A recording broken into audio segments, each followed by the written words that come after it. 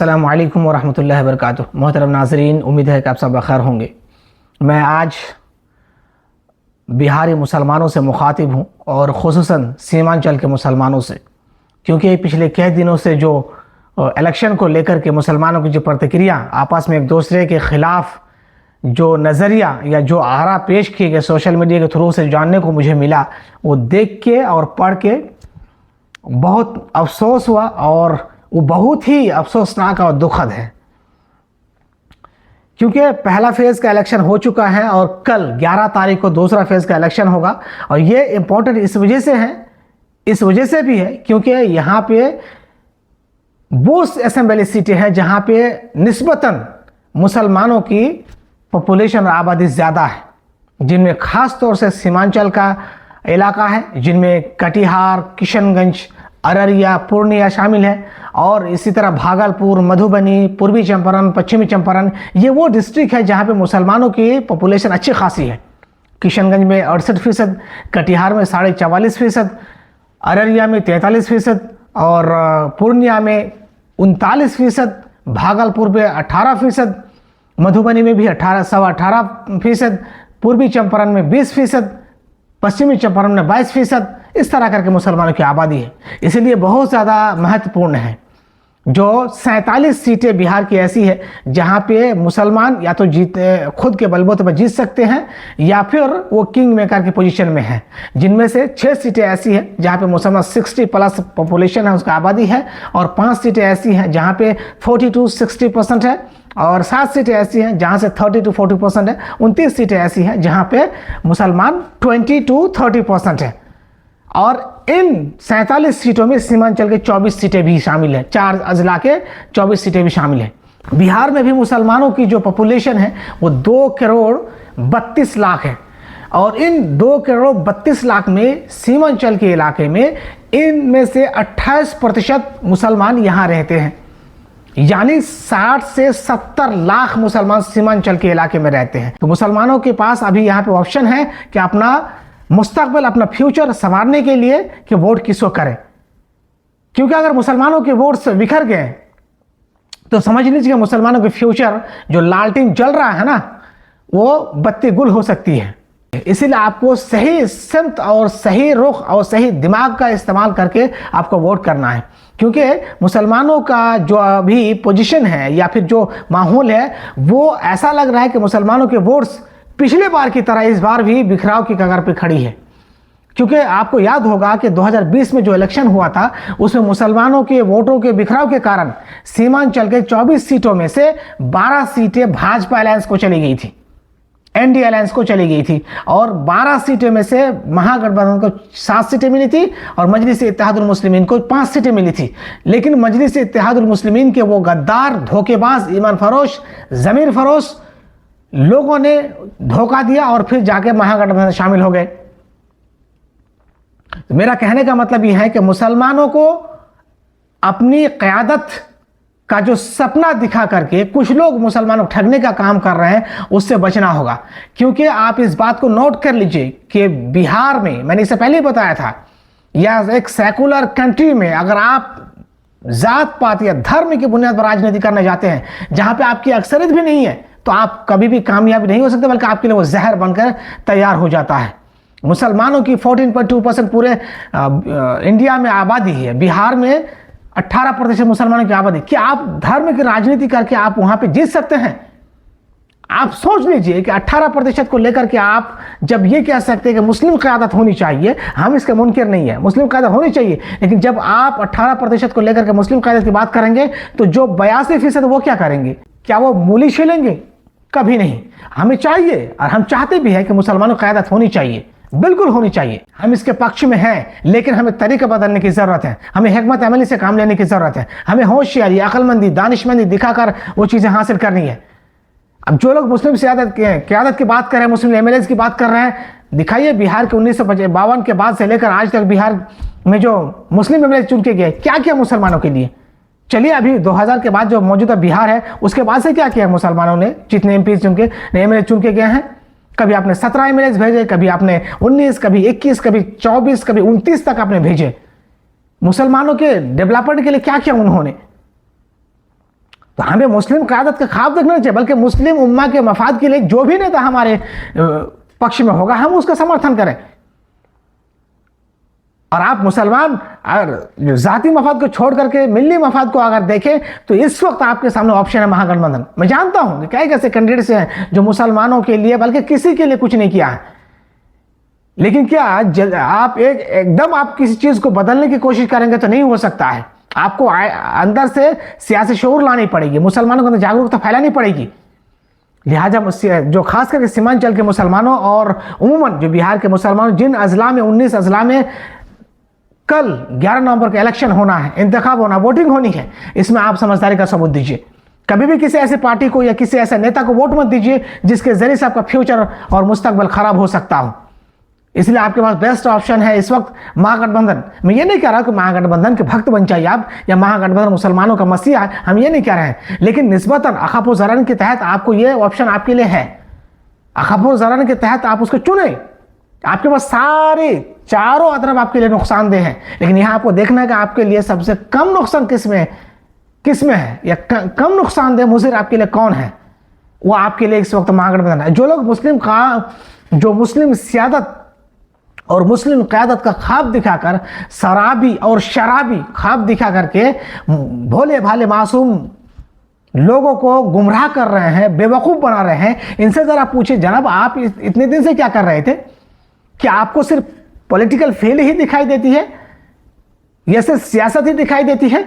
मुसलमान सैकड़ों ऐसे मजालात हैं, सैकड़ों ऐसे फील्ड्स हैं जहाँ पे मुसलमान पीछे हैं, दलितों से भी अबतर है, दीगर जितने कौमें हैं इंडिया में रहती हैं सबसे ज़्यादा कमतर है। उनके लिए कितने ज़्यादा इन लोगों ने मेहनत की है, आपने कभी उनसे पूछा? नहीं पूछा। आपको मैं एक छोटा सा एक ये देता हूँ, एग्जाम्पल देता हूँ। 2006 में सच्चर कमेटी की रिपोर्ट आई थी। सच्चर कमेटी की रिपोर्ट के मुताबिक मुसलमानों की जो खाका खींचा गया था उसमें सबसे ज़्यादा बदतर कौन थे? मुसलमान थे। 2006 से लेकर 25 गुजर गया, 19 साल के अंदर मुसलमानों ने क्या किया? ये इंटेलेक्चुअल लोग कहां थे? इन्हें क्या दिखाई नहीं दी थी? इन मजालात में, इन फील्ड्स में मुसलमानों के लिए उन्होंने क्या किया? तालीम में मुसलमान सबसे पीछे हैं, एजुकेशन में सबसे पीछे हैं, आईएएस ऑफिसर सबसे पीछे, आईपीएस सबसे पीछे, आईएफएस सबसे पीछे, इंडियन रेलवे सबसे पीछे, होम डिपार्टमेंट सबसे पीछे, हेल्थ डिपार्टमेंट सबसे पीछे, जुडिशरी में सबसे पीछे, क्या कहूं सारी चीजों में पीछे हैं। चलिए मैं आपको आंकड़ा बताता हूं, आपको हैरानगी महसूस होगी, ताज्जुब होगा कि वो फील्ड जो जिसमें मुसलमान सबसे ज्यादा बैकवर्ड है, यह सच्चर कमेटी की रिपोर्ट ने मुसलमानों के बैकवर्डनेस का सबूत दिया था। आज तक उसमें बढ़ोतरी नहीं बल्कि कुछ ऐसे फील्ड है जहां पे मुसलमान घटे, मुसलमानों की प्रतिशत घटी।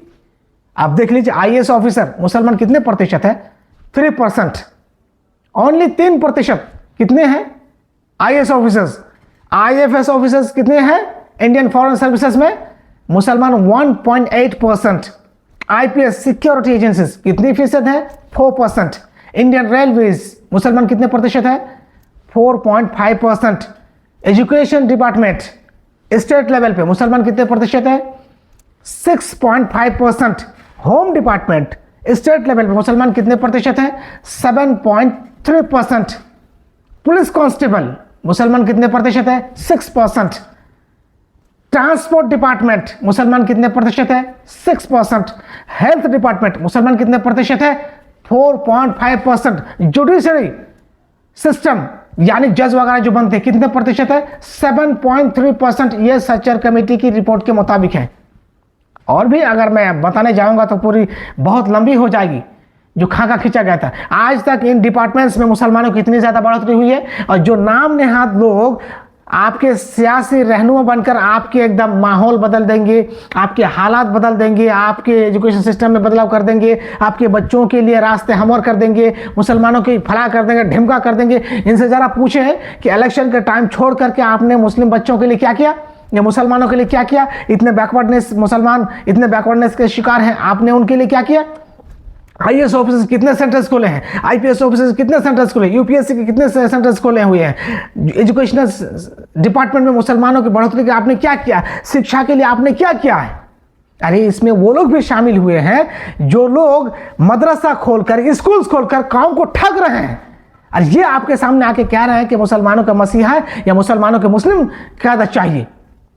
आप मदरसा खोल करके, स्कूल खोल करके, बना क्या किया कौम के लिए? बना खोल करके, स्कूल खोल के, मदरसा खोल के आपने कौम को लूटा, मुस्लिम बच्चों को बर्बाद किया, मुस्लिम बच्चों को बर्बाद किया, मदरसे के नाम पे आपने ठगा और आपने प्रॉपर्टी बनाई, अपनी बिल्डिंग्स बनाई, घर बनाए, रिश्तेदार को मालदार किया। क्या किया? इतनी ज्यादा फिक्र होती तो मुसलमान कौम के लिए कुछ करते, बल्कि ये वो दलाल है जिन्होंने कौम को लूटा है। इलेक्शन के टाइम आता और कहता है कि मुसलमानों का वसीया बनना चाहिए, मुस्लिम क़यादत होनी चाहिए। लिहाजा मुसलमानों और खास करके सीमांचल के मुसलमानों, आप किसी भी बहकावा में मत आइए।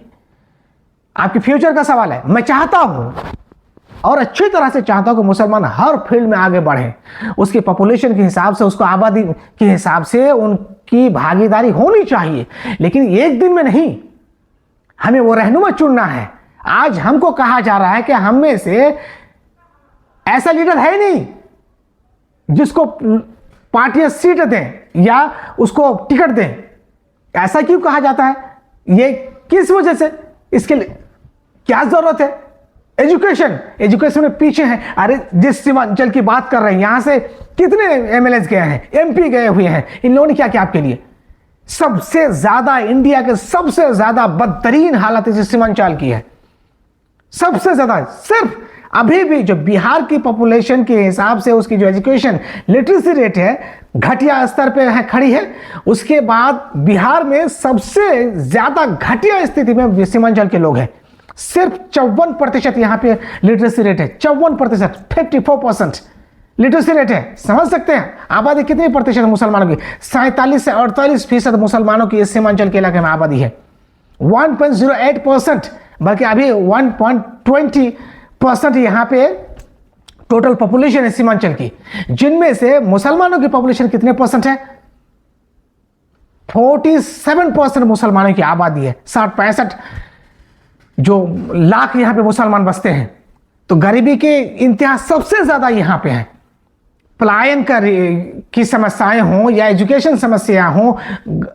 अरे और भी आपको हैरानगी महसूस होगी कि बिहार के पर कैपिटा इनकम जो है वो 14,500 है, जबकि सीमांचल के लोग सिर्फ पर कैपिटा इनकम कितने हैं? 10,000, 10,000 है।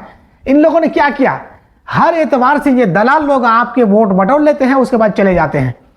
और अभी जब 2014 के बाद बीजेपी ने मुसलमानों को एकदम किनारे कर दिया है और हमेशा मुसलमानों के प्रति नफरत का जहर उगल रहे हैं, तब से इनको और मौका मिल गया, मुस्लिम क़यादत का चेहरा लेके आ गए। अभी हालिया बयान देख लीजिए, बीजेपी के जितने एमपीज और मंत्री और जो मुख्यमंत्री वगैरह सब मुसलमानों के प्रति किस तरह के बयान दे रहे थे।